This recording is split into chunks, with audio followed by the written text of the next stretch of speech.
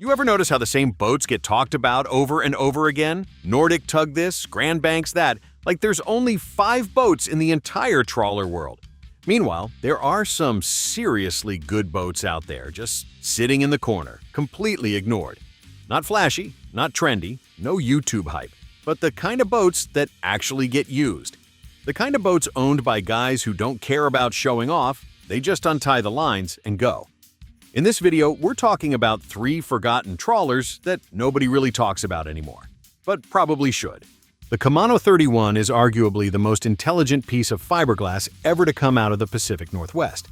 While most 31-footers feel like cramped compromises, the Camano, affectionately known as the Troll, feels like a mini-ship that forgot it was small. This boat didn't start as a marketing sketch, it started as a physics problem. Designed in 1988 by Vancouver naval architect Bob Warman, it was born from a collaboration with the University of British Columbia. Warman wanted to solve the hump problem, that awkward transition where a boat struggles to move from slow displacement speeds to faster planing speeds. The result was the keel-form hull. If you look at a Camano out of the water, it looks unusual. It has a massive, deep, hollow keel that carries the engine and tankage exceptionally low, dropping the center of gravity to where the boat feels glued to the water.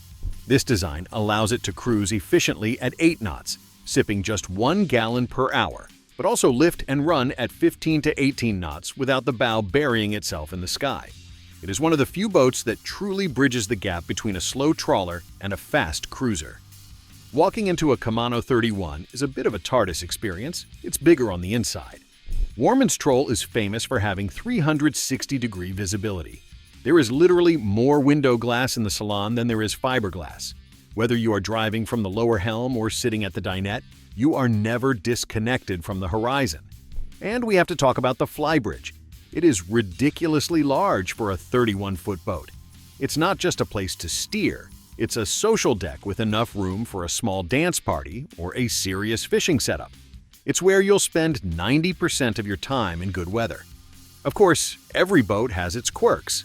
In the original Canadian-built models, the galley was located down and forward.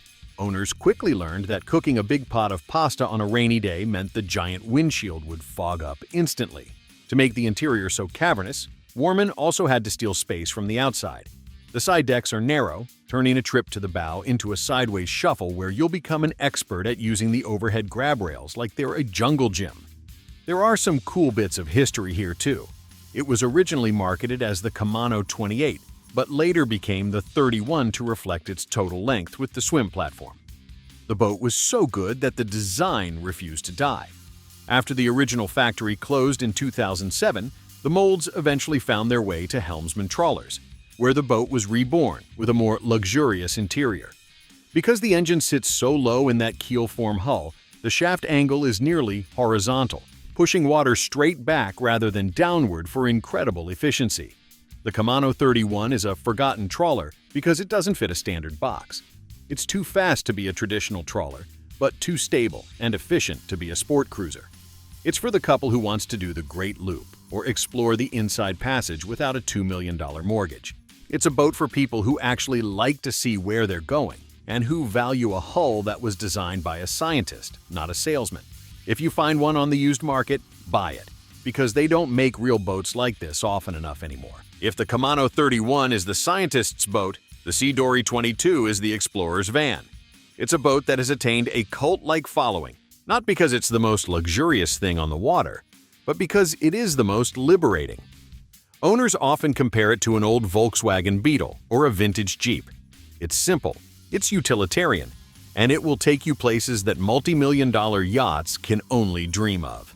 The C-Dory 22 cruiser first hit the water in 1987, coming out of a small shop in Washington state. It was designed to be a pocket cruiser that solved the biggest headache in boating, the slip fee. Because it only weighs about 3,000 pounds on its trailer and has a slim beam, you don't need a massive dually truck to move it. You can hitch it up to a standard SUV and drive it 500 miles inland to a remote lake or tow it across the country to the Florida Keys. It turns the entire continent into your cruising ground. Technically, the C-Dory is a modern refinement of the classic dory hull, flat at the stern with high, flaring sides. This design gives the boat an incredibly shallow draft of only 7 inches. Think about that.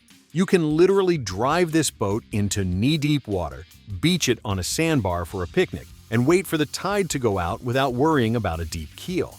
It's a go-anywhere machine that encourages a style of beachcombing adventure that larger trawlers simply can't offer. Inside, the C-Dory is the ultimate lesson in tiny home living on the water. It's built for two people who really like each other. You get a surprisingly comfortable V-berth, a small dinette that converts into a bed, and a simple galley with a stove and sink. The real magic, though, is the visibility. Much like the Camano, the C-Dory features an Alaskan bulkhead design with massive windows. Even when the weather turns nasty and you're buttoned up inside, you still feel like you're part of the landscape. Now, every legend has its quirks, and the C-Dory is famous for its pounding in a chop. Because the hull is nearly flat at the back to help it plane at low speeds, it doesn't slice through waves like a deep V-boat. If the water gets rough, you don't just keep the throttle pinned, you back off, slow down, and enjoy the ride. It's a boat that teaches you patience. Another quirk is its windage. Being so light and sitting so high, it can be a bit of a handful to dock when the breeze picks up. You'll quickly learn the C-Dory dance when approaching a pier. One of the coolest facts about this boat is its record for long-distance travel. Despite being only 22 feet long, the C-Dory has completed the Great Loop, a 6,000-mile journey around the eastern U.S., multiple times.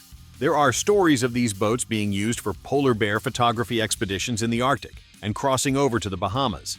It proves that you don't need a ship-sized boat to have ship-sized adventures. The C-Dory 22 is a hidden gem, because people often dismiss it as just another small fishing boat. But for those in the know, it's a tiny yacht. It's for the person who wants to spend their weekend exploring a hidden cove rather than polishing teak. It's rugged, it's honest, and it's one of the few boats that makes the dream of living on the water accessible to almost anyone with a trailer hitch and a sense of adventure. The Prairie 36 is the kind of boat that stops you on the dock, not because it's flashing neon lights or aggressive modern lines, but because it looks exactly like what a child draws when you say the word trawler. It has that high, proud bow, a boxy saloon with big windows, and a sturdy flybridge that seems to survey the marina with a sense of quiet authority. It's built of heavy, solid fiberglass, and when you step onto the deck, it doesn't budge. There is a density to a Prairie 36 that you just don't find in modern boats of the same size. It feels less like a piece of recreation equipment and more like a piece of maritime infrastructure.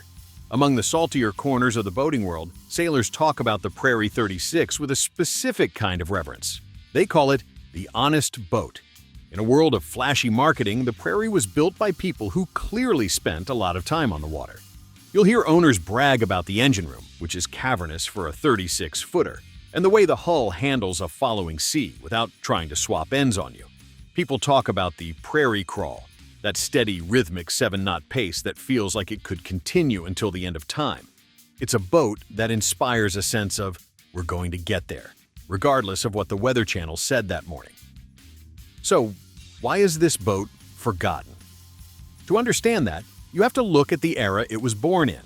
The Prairie 36 was produced in Florida during the late 1970s and early 80s, right when the Taiwanese trawler invasion was at its peak. Back then, brands like Grand Banks, Marine Trader, and CHB were flooding the market with boats that featured miles of beautiful but high-maintenance teakwood. The Prairie 36 was the American answer to that trend, but it was built with a different philosophy. It traded the furniture-grade exterior wood for a more utilitarian, low-maintenance fiberglass finish. Because it didn't have the yachty prestige of a Grand Banks nameplate, it slipped under the radar. When the company eventually stopped production, the brand name slowly faded into the background of the used market, overshadowed by the more famous logos. But being forgotten is exactly why the Prairie 36 is such a spectacular find today. First and foremost, the build quality is exceptional. Unlike many of its contemporaries that suffered from teak deck rot or window leaks, the Prairie was built to be a tank. The hull is thick, solid glass, no core to rot away, and the deck-to-hull joints were over-engineered. It was designed by J.B. Hargrave, a legendary naval architect who specialized in large offshore yachts and commercial vessels.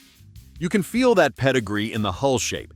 It's a semi-displacement design with a full-length keel that protects the running gear, meaning if you accidentally find a sandbar, the boat is likely to forgive you. One of the biggest reasons the Prairie 36 is good in the real world is its incredible interior volume. Because the boat has a wider beam than many of its rivals, it feels like a 40-footer inside. It features a classic aft cabin layout, which provides two completely separate living areas. You have a master suite in the back with its own head and shower, and a guest V-berth in the front. This makes it the perfect boat for a couple who wants to live aboard but still maintain their sanity when friends or family come to visit. The saloon is bright and airy, and because there isn't an overwhelming amount of dark wood, it doesn't feel like you're living in a mahogany cigar box. Another point in its favor is the mechanical simplicity. Most Prairie 36s were fitted with reliable Perkins or Cummins diesel engines. These aren't high-tech, computer-controlled monsters. They are straightforward machines that a handy owner can maintain with a basic set of wrenches. It's a boat that encourages self-sufficiency. Ultimately, the Prairie 36 is the hidden gem for the practical cruiser. It's for the person who cares more about the thickness of the fiberglass and the accessibility of the fuel filters than they do about having a famous brand name on the side of the hull. It's a forgotten boat because it didn't try to be a status symbol. It just tried to be a great boat. If you're looking for a platform to do the Great Loop or to spend a season in the Bahamas without the Grand Banks tax, the Prairie 36 is waiting for you to find it. It's a rugged, American-made classic that proves you don't need $1 million to own the horizon. 3 forgotten gems. It's that the best boat isn't the one with the biggest marketing budget or the fanciest nameplate. Whether it's the scientific precision of the Camano 31, the go-anywhere freedom of the C-Dory 22, or the overbuilt American soul of the Prairie 36, these boats prove that the dream is still within reach. The perfect trawler isn't a status symbol. It's a tool. It's a passport to a life where your biggest worry is the tide chart and your only neighbor is the sunset. These hidden gems offer a way onto the water that is practical, manageable, and realistic for a real-world budget. In a world where everything is getting more complicated and expensive, there's something refreshing about a boat that just works. The horizon doesn't care how much you paid for your hull, and the fish certainly don't care about the logo on the side. So, stop doom-scrolling those million-dollar listings. Your next big adventure is likely hiding in a forgotten corner of the marina or a quiet online listing. Get out there, do your research, and find the boat that actually makes sense for your life. Thanks for watching, and I'll see you out on the water.